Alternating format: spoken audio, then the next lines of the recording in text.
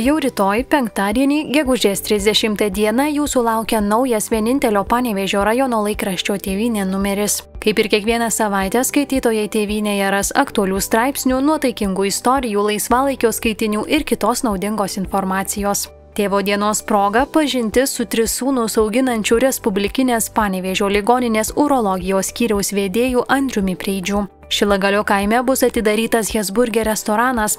Tai bus jau antrasis Hesburger Panevėžio rajone. Ši vieta, esanti prie Panevėžio vakarinio aplinkelio, išsiskiria savo netikėtą kaiminystę. Restoranas įsikūręs šalia biometano dujų gamybos jėgainės, kurioje jau netrukus bus deginamos nepavojingos biologiškai skaidžios atliekos.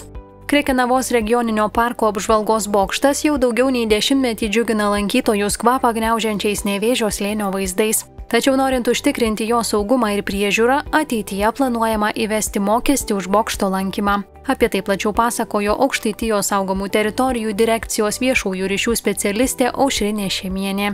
Lietuvai rengiantis 2027-aisiais perimti pirmininkavimą ES tarybai, Seimo narė Modesta Petrauskaitė kartu su kolegomis socialdemokratais imasi iniciatyvos paskelbti 2027-uosius bendruomenių metais.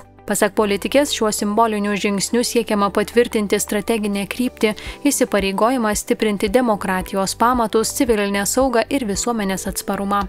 Belšių seniūnijos Dembabos gyvenvietėje esantis lopšelis darželis Smalsutis nuo šiol galės priimti daugiau jį lankyti norinčių vaikų. Šios ugdymo įstaigos aplinka išplėsta pastačius naują 1 aukšto 290 kvadratinių metrų priestatą.